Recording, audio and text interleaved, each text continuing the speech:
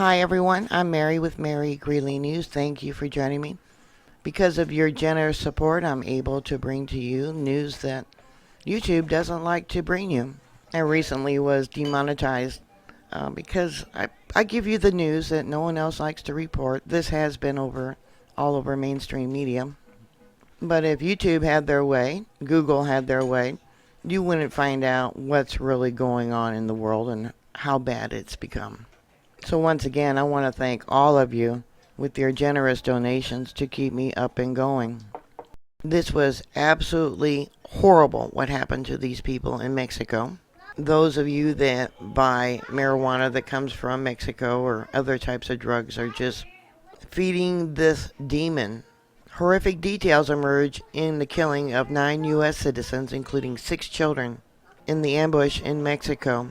At least 9 members of a Mormon family that has in the past spoken up against the Mexican cartels were killed on Monday when their vehicles were ambushed by gunmen in a violent region of northern Mexico, family members said. The 8 children, some mere infants who survived the ambush in northern Mexico, not only escaped the drug cartel gunmen who killed their mothers, but managed to hide in the brush, with some walking miles. 14 miles they walked to get help despite grisly bullet wounds. These were beautiful babies, beautiful children. The family was ambushed by an armed group while traveling from the town of Bavispas in Sonora State to Galeana in Chihuahua State between 9:30 a.m. and 1 p.m. local time, according to Mexico Security Minister Alfonso Durazo. That government is so corrupt. They know the last president had ties to this group that assassinated, viciously murdered these people. The area where the attack took place, less than 100 miles from the Arizona border, is of territorial dispute by several cartels, and it's possible the family convoy of cars was mistaken for one of them. I really don't think they were mistaken. That's what the Mexican Security Minister Durazo said. El Chapo was originally part of that cartel that murdered this family. Criminal investigators said late Tuesday that a suspect was arrested and is under investigation for possible connections with the deaths. In a statement posted on Facebook, the Agency for Criminal Investigation for the state of Sonora said the suspect was found in a town of Agua Prieta, right at the border with the U.S. state of Arizona. Yeah, he's probably a patsy. Supposedly he was holding 2 hostages who were gagged and tied inside a vehicle. Were they part of the family that was missing? I don't know.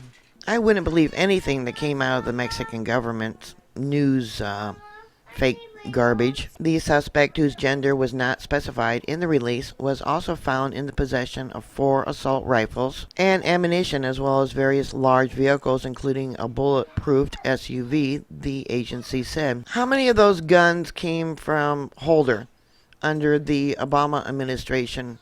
Fast and Furious, where they sent all those guns to Mexico. 5 wounded children were seriously injured enough that the Mexican authorities flew them to the border in a military helicopter to receive hospital care in the United States.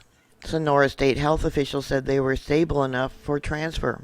3 of the children who were not wounded are in the care of family members in the tiny hamlet, a village, of La Mora in northern Mexico. Initially, they said 3 women and 6 children were killed in the ambush, according to Zozoro.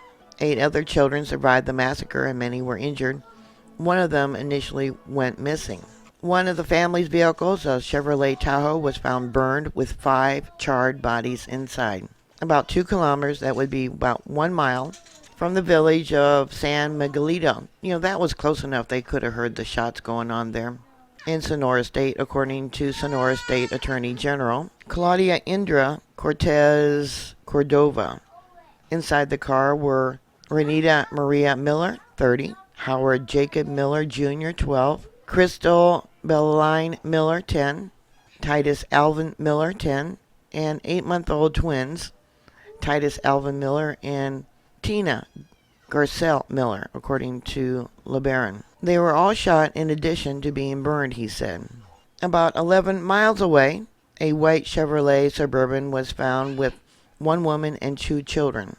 Cordova told ABC News. Inside the car were Donna Ray Langford, 43, Trevor Harvey Langford, 11, and Rogan J. Langford, 2.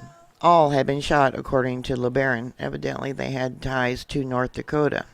Another image of the mother and one of the babies that was killed. Yeah, these are beautiful people.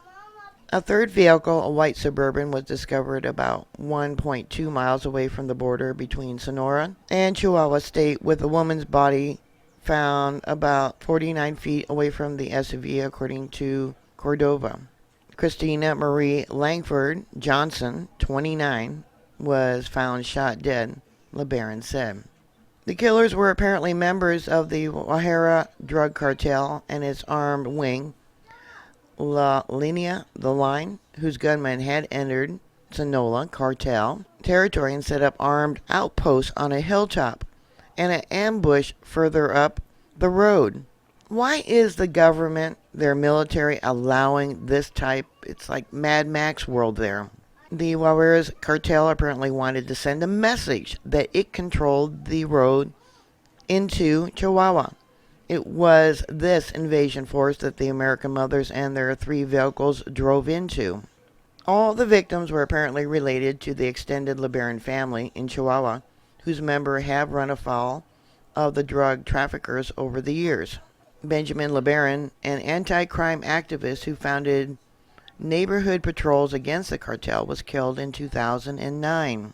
I don't know if this Twitter post is the man that they found who had the 2 people tied up in his vehicle.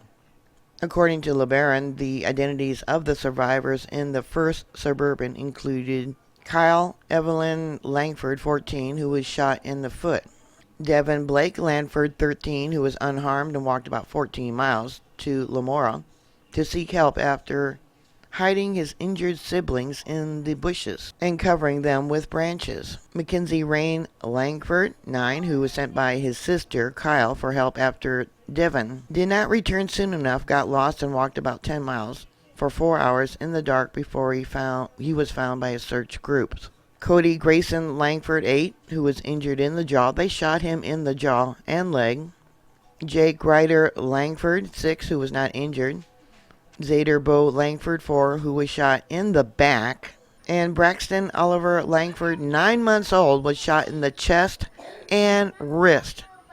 Be a miracle if that baby survives. Faith Marie Johnson, 7 months old, was found in a second SUV, unharmed in her car seat, which appeared to have been put on the floor by her mother to protect her, LeBaron said. Donald Trump tells President of Mexico this is a time for the Mexican government, with the help of the United States, to wage war on the drug cartels. Nothing's gonna change there. Absolutely nothing. The 9 victims were members of the LeBaron family, a group of dual Mexican and American citizens who have lived in a fundamentalist Mormon community in the border region since the 1940s. Much of the LeBaron family now lives in North Dakota, where they work in the oil fields and run businesses. But they frequently travel to the border area for holidays, vacations, and other special events, said Kenny LeBaron, a cousin of the 3 slain women. They went there because they wanted, to keep the tradition of having multiple wives. KTLA posted a Twitter post that said the relatives killed by the cartel gunmen in Mexico lived in a remote farming community where residents called themselves Mormons, descendant of the former LDS church members who fled to the U.S. to escape the polygamy ban. The family is not affiliated with the Church of Jesus Christ of Latter-day Saints, the mainstream church with 16 million adherents that is headquartered in Utah. When the LeBarons first arrived in Mexico, they practiced polygamy, but that has now largely faded from the community, the family says. The Church of Latter-day Saints prohibits the practice. It has also abandoned the name Mormon, which the LeBarons continue to use it. Our government's in bed with these cartels. One time, one of them, a woman, showed up at my work wearing a tattoo of the family of the black scorpion. I called the FBI saying, oh my God, they're in my little town here in South Dakota. And he kind of shrugged me off, laughed me off, saying, well, they're in every city here in the United States. Yeah, I wonder what kind of kickbacks they get. Yeah, so much for the war on drugs. Yeah, it's lining the government officials' pockets. Congressmen, senators, president, banksters, you name it. Yep, dirty money, blood money. So what are your thoughts? Put your comments down below. Please subscribe. Please thumbs up my videos. Please stay safe. And I'll talk to you later. God bless you. Bye.